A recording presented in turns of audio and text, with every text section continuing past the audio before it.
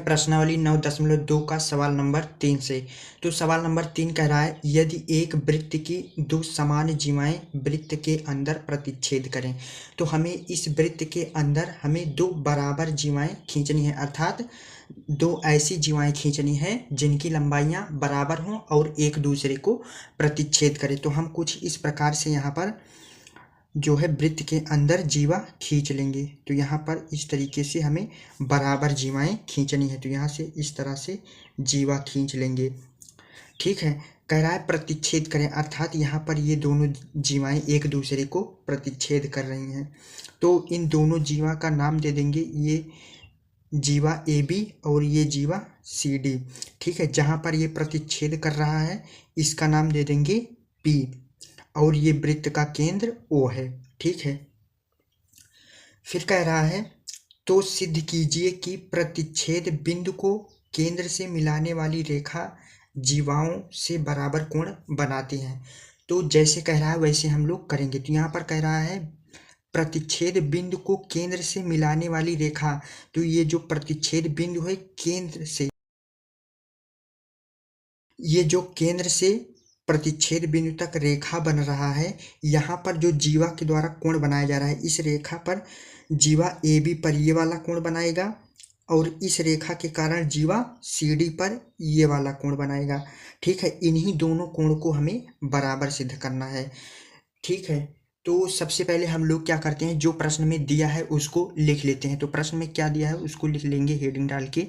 दिया है, प्रश्न में दिया है दो समान जीवाएं वृत्त के अंदर, अर्थात पहले वृत्त को लिखेंगे। तो वृत्त को कैसे लिखते हैं, वृत्त को इंग्लिश में बोलते हैं सर्कल, तो सर्कल को हम C से लिखेंगे और छोटे ब्रैकेट के अंदर वृत्त का केंद्र O है तो O लिखेंगे और वृत्त की त्रिज्या हम R मान लेंगे। तो यहाँ कामा के लगाकर R, ये हम वृत्त का रिप्रेजेंटेशन करते हैं। किसी वृत्त को इस प्रकार से लिखा जाता है।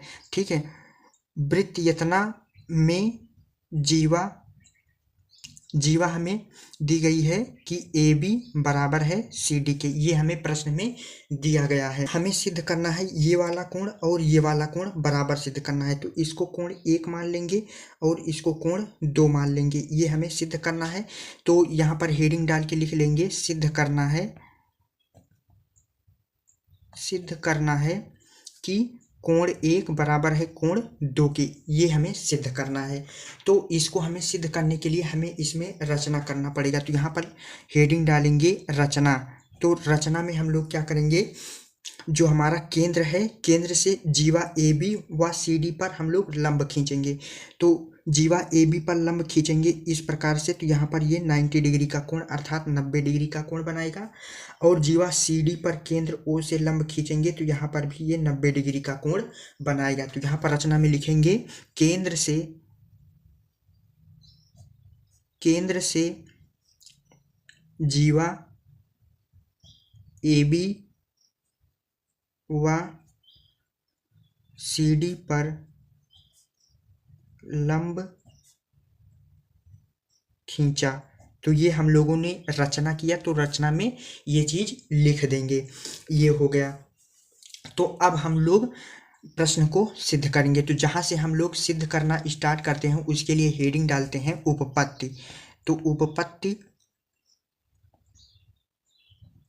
हेडिंग डाल लेंगे। तो यहाँ पर हमें दो त्रिभुज दिखाई दे रहा है, एक ये त्रिभुज और एक ये त्रिभुज। अगर इन दोनों त्रिभुज को हम लोग सर्वांगसम सिद्ध कर लेंगे, इस त्रिभुज का ये वाला कोण और इसके संगत इस त्रिभुज में इस कोण के बराबर होगा। तो सबसे पहले हम इसे सर्वांगसम सिद्ध करेंगे। तो यहाँ पर ये 90 डिग्री का कोण बन रहा है, इसका नाम दे देंगे M और इसका नाम दे देंगे N, इस तरह से। तो यहाँ पर ये त्रिभुज बन रहा है त्रिभुज OMP, तो यहाँ पर लिखेंगे त्रिभुज OMP व इस त्रिभुज को लिखेंगे ONP व त्रिभुज ONP में। तो इन्हीं दोनों त्रिभुज में हम लोग हल करेंगे। ठीक है, तो यहाँ पर देखेंगे इस त्रिभुज में भुजा OP है और इस त्रिभुज में भी भुजा OP है, अर्थात दोनों त्रिभुज में भुजा OP उभय निष्ठ है। तो यहाँ पर लिखेंगे OP बराबर OP, ये बराबर ये क्यों है, तो यहाँ पर लिख देंगे उभय निष्ठ है। ठीक है, चूंकि लगाकर यहाँ पर ब्रैकेट के अंदर कारण लिख देंगे। उसके बाद देखेंगे इस त्रिभुज में भुजा OM और इस त्रिभुज में भुजा ON, ये दोनों भुजा बराबर होगा। क्यों बराबर होगा? चूंकि हमारा प्रमेय होता है किसी वृत्त में बराबर जीवाएं केंद्र से बराबर दूरी पर स्थित होती हैं, ये हमारा प्रमेय होता है। तो यहाँ से हमारा हो जाएगा OM बराबर हो जाएगा ON के। क्यों होगा? तो कारण लिख देंगे चूंकि वृत्त में बराबर जीवाएं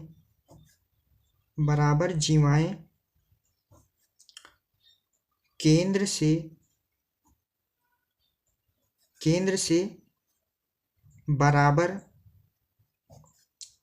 दूरी पर होती हैं, इस तरीके से कारण लिख देंगे। ये हो गया।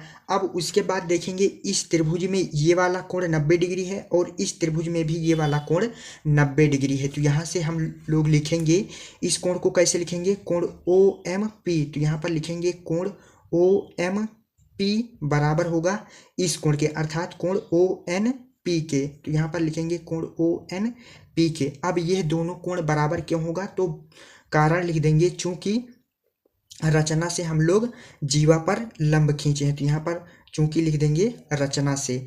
ये हो गया। अब यहाँ पर देखेंगे दोनों त्रिभुज में दो संगत भुजा और एक संगत कोण बराबर है। तो यहाँ पर हमारा SAS सर्वांग समता नियम लगेगा। तो यहाँ से हो जाएगा हमारा SAS सर्वांग समता नियम से। तो इस नियम से हमारा हो जाएगा ये जो दोनों त्रिभुज है ये सर्वांग समसिद्ध हो जाएगा। तो यहाँ से हमारा हो गया त्रिभुज OMP सर्वांग समसिद्ध हो गया त्रिभुज ONP के।